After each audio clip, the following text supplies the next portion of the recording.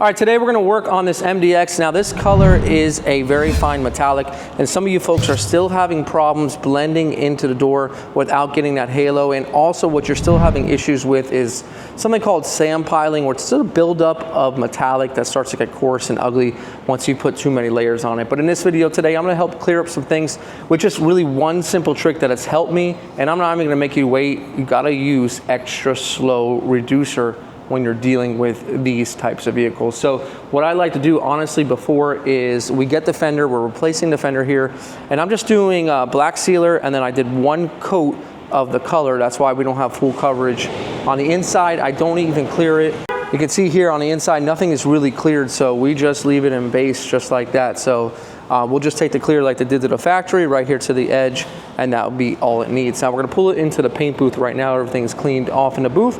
We'll get this all messed up, and we'll start with the instruction of how to blend this into this, make this all look nice and uniform. So here it is after masking. Now I take a lot of time to really prepare and get the panels right, so when I paint, that's it. Now I like to put my panels on the car.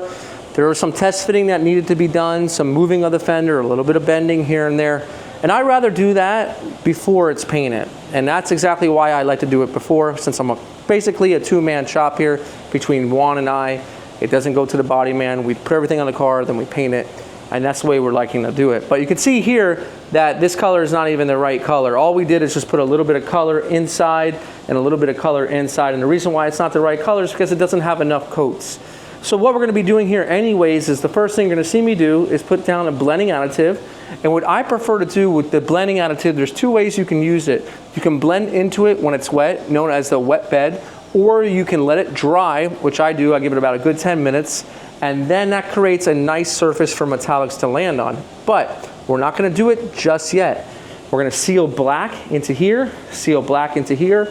That way with the same exact colors, so this color matches when we go to put on the color coat. Then we'll do the blending additive, then we'll do the base coat. And I'm gonna take you through it all and show you exactly how I do it. Now the first thing I'll do is I'll take my tack rag and I'll just go over the vehicle, just to ensure that any last minute debris on the vehicle is off. We've already washed down the vehicle with water base and our solvent base. And these are the newer tack rags I was talking about. See, they're not really tacky, and they don't leave that weird streakiness or that weird slickness on the panel. I really like these. Now this panel's been sanded down with 600 grit. I noticed on some of these panels, even when they're clean, man, the first couple pieces of sandpaper will just cake up with that first barrier that you're trying to get through on the clear coat. So sometimes I drum down to even 500 grit just to break that barrier, and then I can cut it up with a 600 or 800 or whatever it might be prepping with. Now we're gonna use the Ion Star to neutralize the actual panels themselves. Not 100% necessary, but talk to your boss. It's gonna help you guys get a much cleaner job, but again, not necessary, a little bit pricey, but definitely we're gonna use anything to really help the job to get a little bit cleaner of a job, and that's what I'm all for. This will take away any static that is attached to these panels, allow the metallic to smooth out, to really orient itself in a way that isn't streaky. Because think about it, a metallic has metal flakes in it, and if any of these panels are charged, it's going to pull those metal flakes to the panel, maybe in one area, and you might see a little bit of that model just because of that simple reason. So here what I have is a black sealer that we'll be using on the full fender, blending into the door, and just a little bit of the hood, and we'll be using it on a bumper in the back. So the process is very simple. I'm going to seal the fender and allow the overspray just to land on my adjacent panels. This will make for certain that we have the perfect color match because we have the same exact undercoat. And that's all it really takes. So I'll come just a little bit onto the hood. Now on the door, I'll change my nozzle so it's in the other direction so I can spray vertically. I'll come up like this, very simply. And then I can even finish like that if I want to. It really doesn't matter, to be honest. There's no rules. As long as you can control your spray pattern, that's all that really matters. So here what we have effectively done is our replacement panel is going to be blending into our blend panels. Now blend panels are undamaged panels, so we can blend into the scuffed clear coat that hides the perfectly good base color underneath. So at this point, I'll let this flash for a little bit, and then I can come over it with our clear base. Now this next step in the next process is called clear base or blending additive. It's one part, and basically it's going to go on the edges of where we had our sealer, and it's going to smooth it out. Now right now, if I take my tack rag on the edge, it's actually pretty smooth. But when this goes on top of it, it's going to smooth out the edge. Also, what it's going to do for us, again, it's going to go over all of our 600 grit scratches or our 800, whatever you prepped with, and it's going to give a nice substrate, a nice layer to put our metallic so it lands on top of the surface and not inside of every one of those little scratches, thus causing little areas where you can see the metallic kind of hiding in those deeper scratches. And they're not too deep, but this is a cheap insurance to make sure it doesn't happen. So we'll start on this side, and we're going to work it down, and we're going to spray it basically like base coat. We're not going to go too wet, medium wet, so you're going to see just a little bit of shine. And the one thing I like about this is that it has the same appearance as my base coat. So what I'll be able to do is I'll be able to get a better look at how my base coat is blending out, just because it has that same type of tone to it. And that's what I love most about the blending additive, is it is more so a visual aid, so I can see exactly what is going on. And over here, I won't really necessarily go too far into the sealer.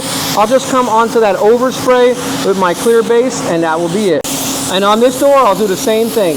I'll come about 2 or 3 inches into that sealer edge, and once again, that's going to help smooth it out and give it a nice edge, because otherwise what will happen is sometimes that base coat can get caught up on that sealer edge, and you'll see a dark spot right exactly where your blend is.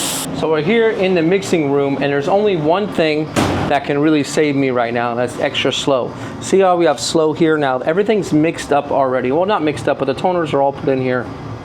This is actually a Range Rover color going on an Acura. Believe it or not, that is the best match we have with this. Now, I will be using extra slow just because extra slow is going to take that. It's going to keep it wetter longer on the panel, so the metallics in it will not dry when they hit the panel or in the air. So if you're using like a medium reducer and you're having sand piling or some sort of issue where it's rough, you really got to slow it down to speed up. And this extra slow, especially down here in South Florida, man, this thing really, really helps out. The only problem you'll run into it sometimes is it can, if you're not careful of it, it can sometimes model it a little bit, just because it kind of makes it a little bit looser, and I would say maybe a little bit more transparent. So if you're not careful and you don't get the right coverage on it, it can look mottled. I have experienced that before. So we'll get this mixed up and we'll start to experience what it looks like on the car. Now the key here is to get this blend area with the sealer as smooth as possible. And if it's not, don't be shy. You can go ahead and sand this down with maybe like a 1000 grit. It's perfectly okay. Right now it feels good. It feels nice and smooth, very little overspray. So we're ready to start applying our base color. I'm going to be around 19 PSI. We're going to see how that looks.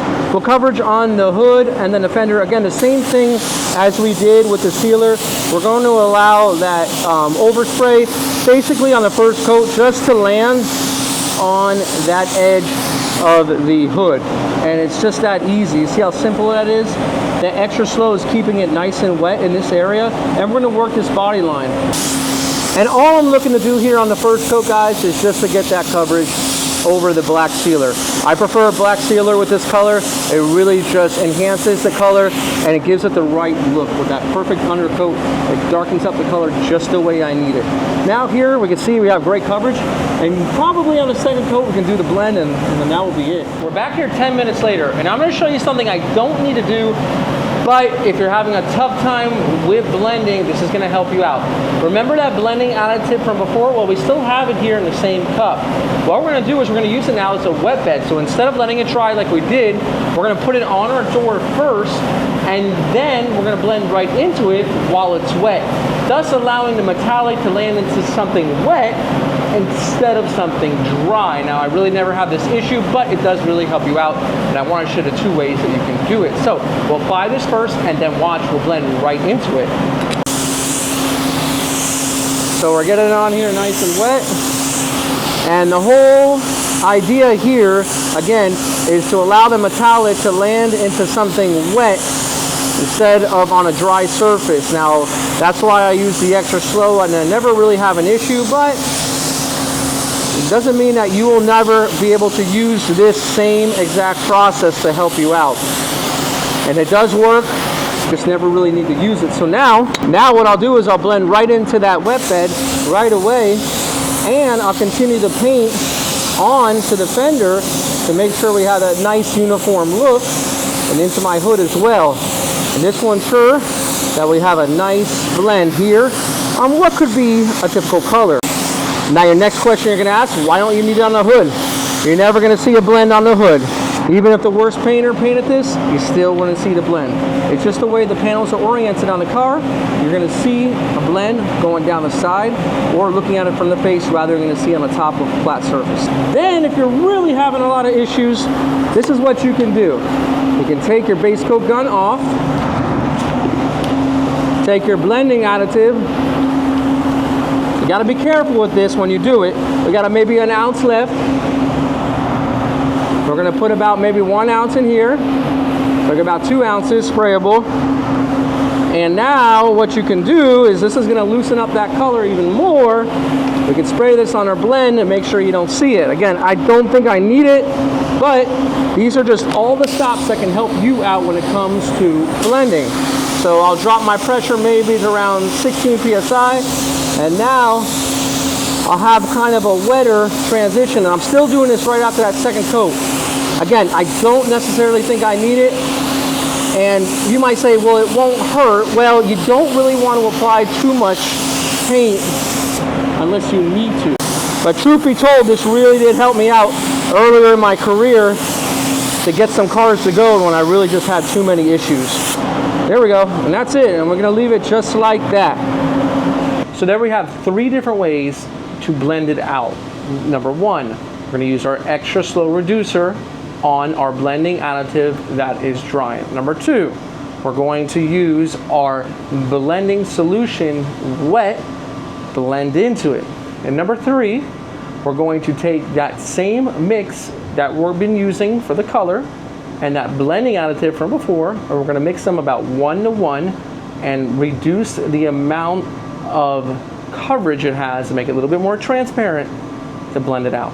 But truth be told, the first option is always the best, because if you can get the first option down with the blending additive to dry and the extra slow to work smooth, then you can push away to the side all the extra tries of trying to get it blend out, because then with more attempts, more paint, then you can run into issues. The way I do it is option number 1, and seldomly option 2 or 3 if I'm running into an issue. I'm going to show you what it looks like because it's ready for clear coat. I'm going to show you what it looks like once it's all flashed off and what a proper job should look like before clear coat.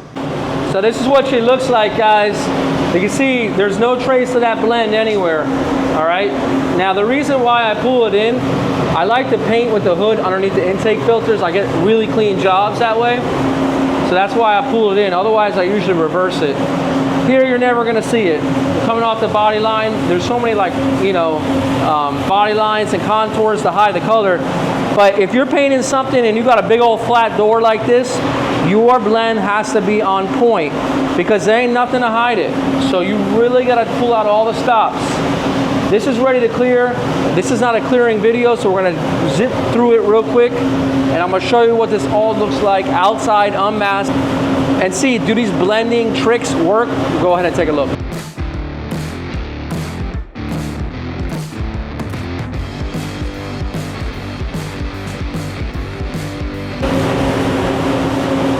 All right, here it is. You know I had to pull out the wheel on the second coat. It's just too far of a reach. I'm not the world's tallest.